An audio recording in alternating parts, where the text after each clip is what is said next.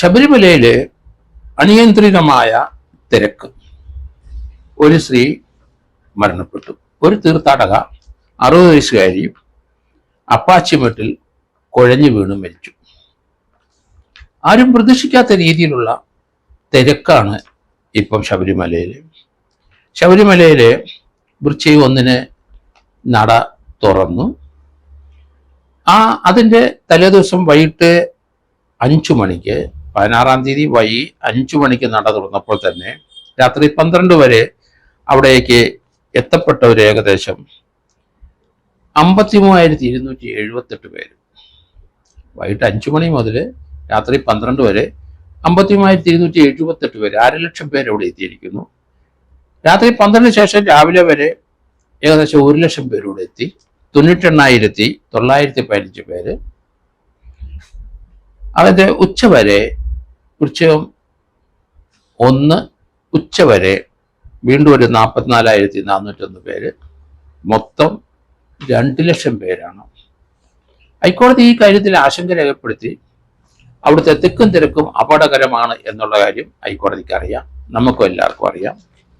കാരണം 2011 മകരവിളക്ക് സമയത്ത് അവിടെ ഉണ്ടായ പുല്ലുമേട്ടിലുണ്ടായ തിക്കിലും തിരക്കിലും അതിനകത്ത് 106 പേർ മരണപ്പെട്ടിട്ടുണ്ട്. ഏകദേശം 10-14 വർഷം മുമ്പാണ് സംഭവം. അതിൽ നിന്നൊക്കെ ഒത്തിരി പാഠം പഠിച്ച് നമ്മൾ മെച്ചപ്പെട്ട ഒരു സെക്യൂരിറ്റി സംവിധാനം അവിടെ ഉണ്ട്. എങ്കിലും അനിയന്ത്രിതമായ പ്രതീക്ഷിക്കാത്ത ആൾക്കൂട്ടം ഉണ്ടായാൽ അത് തരണം ചെയ്യാനായിട്ട് കഴിയില്ല എന്നാണ് ഇപ്പോൾ മനസ്സിലാകുന്നത്. ഗംഗാസ്ഥാനം പോലെ പമ്പയിലെല്ലാവരും കുളിച്ച് മല കയറും. ഇപ്പോഴത്തെ ഈ തിരക്ക് കൺട്രോളായി എന്ന് പറയുന്നുണ്ടെങ്കിലും അത് വിശ്വസിക്കാൻ കഴിയില്ല. അതുപോലെ ആൾക്കാർ ശബരിമലയ്ക്ക് നീങ്ങിക്കൊണ്ടിരിക്കുന്ന കാഴ്ചയാണ് നമ്മൾ കാണുന്നത്. കുറേ ആൾക്കാർ അവർ മടങ്ങിപ്പോയി. ശബരിമല കയറാൻ കഴിയില്ല എന്ന് പറഞ്ഞ് അവർ പന്തളം വരെ പോയിട്ട് അവരൊക്കെ പലരും 100 കണക്കിന് ആൾക്കാർ ദർശനം നടത്താതെ തിക്കും തിരക്കും കാരണം മടങ്ങിപ്പോയി. ആ തിക്കും തിരക്കിൻ്റെ ഷോട്ടുകളൊക്കെ നമ്മൾ കണ്ടു. ഒരു കുഞ്ഞു കൊച്ച് ഒരാളുടെ തോളിലിരുന്ന് കരയുന്നത് നമ്മൾ കണ്ടു. ശബരിമല തീർച്ചയായിട്ടും പോലീസ് നല്ല ജോലി ചെയ്യുന്നുണ്ട്. എങ്കിലും അത് 1 ലക്ഷം പേരെ കണക്കാക്കിയുള്ള ഒരു തയ്യാറെടുപ്പാണ്. എങ്കിൽ ആ സ്ഥലത്ത് 2 ലക്ഷം പേര് വന്നാൽ പോലീസിനൊന്നും ചെയ്യാൻ കഴിയില്ല. അതുകൊണ്ട് പമ്പ മുതൽ നിയന്ത്രണം ഏർപ്പെടുത്തേണ്ടി വരും.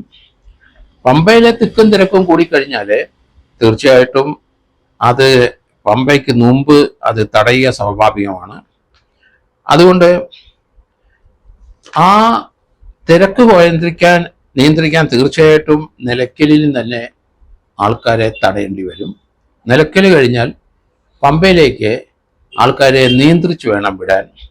പമ്പയിൽ നിന്ന് വീണ്ടും ഇപ്പോഴേ വൃശ്ചികം 1 തിരക്ക് 18-ാം പടിക്ക് താഴെ പല വഴിക്കുമെന്ന് ആൾക്കാർ അവിടെ ചാടിക്കേറി വരുന്നത് ദൃശ്യം നമ്മൾ കണ്ടു. അവിടെ ക്യൂ നിന്നത് 8ഉം 10ഉം 18-ാം പടിക്ക് അവിടെ 8ഉം 10ഉം മണിക്കൂറാണ്.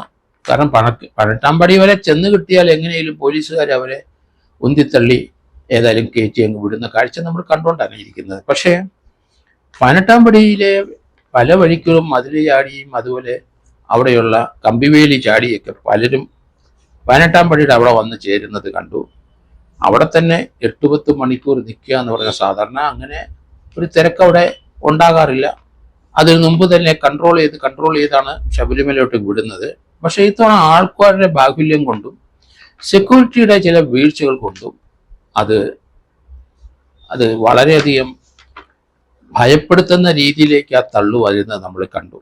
ഏതായാലും ഡോക്ടർ ജയകുമാർ ശബരിമല പ്രസിഡന്റായിട്ട് ചാർജ് എടുത്ത് ദേവസ്വം ബോർഡ് പ്രസിഡന്റായിട്ട് ചാർജ് എടുത്തെങ്കിലും അദ്ദേഹത്തിൻ്റെ ആ ചാർജ് എടുപ്പിന് ശേഷം അപ്രതീക്ഷിതമായ ഒരു തിരക്ക് നിയന്ത്രിക്കാനായിട്ട് അദ്ദേഹത്തിന് കഴിഞ്ഞോ, അത് സാധിച്ചോ, അതോ പഠിച്ചു വരുന്നുള്ളൂ എന്നൊക്കെയുള്ള കാര്യങ്ങൾ ഇനിയും നമ്മൾ പരിശോധിച്ചിരിക്കുന്നു.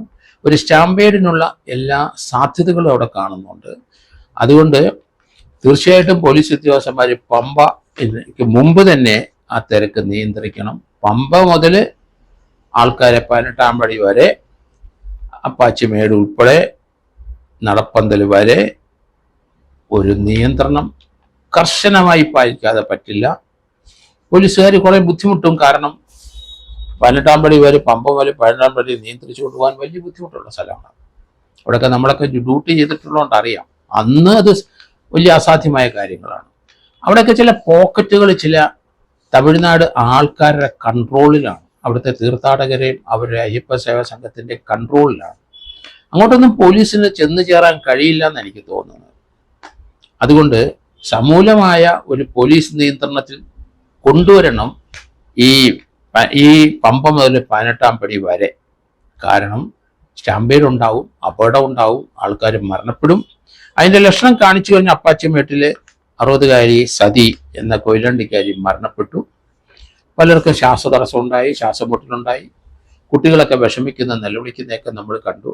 അതുകൊണ്ട് DGP ആഭ്യന്തര വകുപ്പും അതുപോലെ ശബരിമല സെക്യൂരിറ്റി വിങ്ങും അവിടുത്തെ അവിടുത്തെ ഇപ്പോഴത്തെ ദേവസ്വം ബോർഡ് പ്രസിഡന്റ് ഉൾപ്പെടെയുള്ളവർ അടിയന്തരമായിട്ട് 24 മണിക്കൂർ അവിടെ തന്നെ ക്യാമ്പ് ചെയ്ത് ഇത് മകരവിളക്ക് വരെ വളരെ നമ്മൾ പ്രതീക്ഷിക്കാത്ത രീതിയിലുള്ള ജനപ്രവാഹം അവിടെ ഉണ്ടാകും എന്നുള്ള കാര്യത്തിൽ യാതൊരു സംശയമില്ല.